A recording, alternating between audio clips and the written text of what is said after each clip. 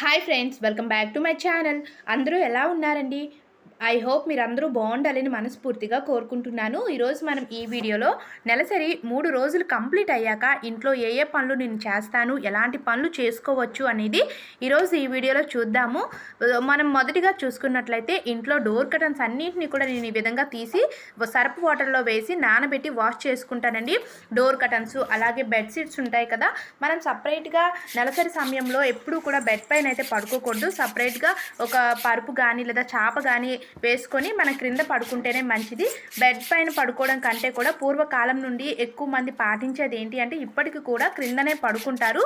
So ఈ విధంగా నేను కూడా ఎప్పుడు కూడా బెడ్ పైన అయితే కాదు, ఇలా క్రింద సపరేట్గా ఏదో ఒక మూల మనం పడుకుంటాం కదా, సో ఇలా పడుకొని దుప్పటి కానీ బొంత కానీ చాప కానీ వీటన్నింటినీ కూడా సర్పులో నానబెట్టి ఇలా వాష్ చేసుకుంటాను. నెక్స్ట్ ఇల్లు మాపు అనేది పెడతాను, అంటే ఇల్లు మొత్తాన్ని కూడా క్లీన్ చేస్తానండి. ఇలా ఇల్లు మాపు పెట్టేటప్పుడు ఈ వాటర్లోని సాల్ట్ అనేది ఒక 2 స్పూన్స్ వరకు యాడ్ చేస్తాను. అలాగే 1.5 స్పూన్ వరకు కూడా పసుపు అనేది వేసి ఈ విధంగా ఈ రెండింటిని బాగా మిక్స్ చేసి ఇల్లు మాపు అనేది పెడతాను. మనం పసుపు అలాగే ఉప్పు వేసాం కదా, ఇలా వేయడం వల్ల ఇంట్లో ఏమైనా క్రిములు ఉన్నా ఏదైనా డస్ట్ కానీ ఇలాంటి బ్యాక్టీరియాస్ లాంటివి ఏ ఉన్నా సరే అవన్నీ కూడా చచ్చిపోతాయని అంటారు. మన పూర్వకాలంలో మన పెద్దలు కూడా ఇలానే పెట్టేవారండి. నెలసరి అయ్యాక మనం ఇంట్లోనికి వెళ్ళకపోయినా సరే నెలసరి అయినా 3వ రోజు మాత్రం తప్పకుండా ఇలా మాపు అనేది పెట్టాలి. సో నేను ఎప్పుడు ఇలా 3 రోజుల తర్వాత మాపు అనేది పెడతాను. అలాగే 3వ రోజు స్నానం చేసేటప్పుడు పసుపు అనేది కాళ్ళకి చేతులకి అలాగే నుదుటికి తప్పకుండా రాయాలి. ఇప్పటికీ కూడా మన పెద్దవాళ్ళు అయితే రాస్తారు.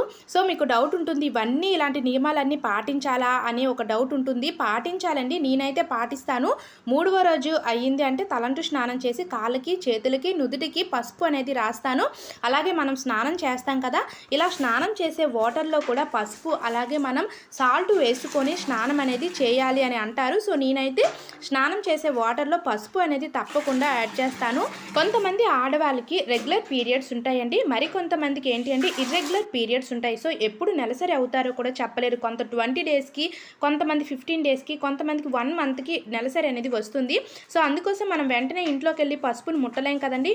అలా ముట్టకుండా ఉండాలి అంటే మనం బాత్రూంలో ముందుగానే ఒక బాటిల్ తోటి పసుపుని పెట్టుకోవాలి. సో ఇక్కడ చూస్తున్నారు కదా, ఈ విధంగా నేను ఎప్పుడు కూడా ఈ యొక్క బాటిల్లోని పసుపు అనేది వేసి ఉంచుకుంటానండి. సో మనకి ఎప్పుడు 3 డేస్ అయ్యాయి అనుకోండి, 3 డేస్ అప్పుడు మనం వాటర్లో ఈ పసుపుని యాడ్ చేసి అలాగే మన కాళ్ళకి చేతులకి నుదురికి కూడా ఇదే పసుపుని యూజ్ చేసుకోవచ్చు. అందుకోసం మళ్ళీ మనం ఇంట్లోకి వెళ్ళి పసుపుని ముట్టుకోకుండా సపరేట్గా మనం ఇలా పసుపుని ఒక డబ్బాలో వేసుకుంటే ఇది మనకి వెంటనే యూజ్ అవుతుంది.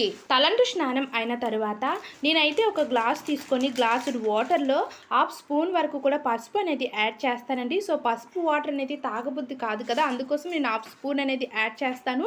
మీరు అంటే కొంతమంది పసుపుని వాటర్లో కాకుండా ముద్దలుగా చేసుకొని అంటే పసుపు ముద్ద చేసుకొని కూడా తింటారు. అది అలా మింగడం వల్ల కూడా మన బాడీలో ఉన్న చెడు అంతా కూడా బయటకు పోతుంది. అందుకోసమే నేను ఇలా గ్లాస్ వాటర్లో పసుపు అనేది వేసుకొని నేను తాగుతానండి. అలాగే మరొక కప్పులో వాటర్ అయితే తీసుకుంటాను. ఆ వాటర్లో 1 స్పూన్ వరకు కూడా పసుపు అనేది యాడ్ చేస్తానండి. ఎందుకు అని ఆలోచిస్తున్నారా? ఈ యొక్క పసుపు వాటర్ ఇల్లు మొత్తం కూడా చల్లాలి. మనకి 3 డేస్ అయిన తర్వాత ఇల్లు మొత్తం కూడా పసుపు వాటర్ చల్లడం వల్ల అంటే మన యొక్క నమ్మకం ఏంటి అంటే ఇంట్లో ఏమైనా చెడు ఉన్నా సరే అదంతా కూడా పోతుంది అని అంటారు. అందుకోసమే 3 డేస్ అయిన తర్వాత ఇలా డోర్ కర్టన్స్ కానీ డోర్స్ మూల అలాగే బెడ్రూమ్లోని బెడ్షీట్స్ దగ్గర ఈ మూలన్నింటిలో కూడా పసుపు అనేది జల్లాలి అంటారు. సో నేనైతే మాత్రం 3 డేస్ అయిన తర్వాత తప్పకుండా ఇల్లు మొత్తం ప్రతి ఒక్క మూల కూడా పసుపు నీళ్ళు అనేవి చల్లుతానండి. సో వీడియోలో చూస్తున్నారు కదా, అలాగే గుమ్మాలకి కూడా 3 డేస్ కంప్లీట్ అయ్యాక నేను పసుపు బొట్లు అనేవి కూడా పెట్టేస్తానండి. నెక్స్ట్ దీపారాధన. మనం ఇంట్లో దీపారాధన చేస్తేనే ఎంతో ప్రశాంతంగా ఉంటుంది మన మనసుకి. అలాంటిది 3 రోజులు ఇంట్లో దీపం లేదు అంటే ఇంకా చెప్పండి ఎలా ఉంటుంది.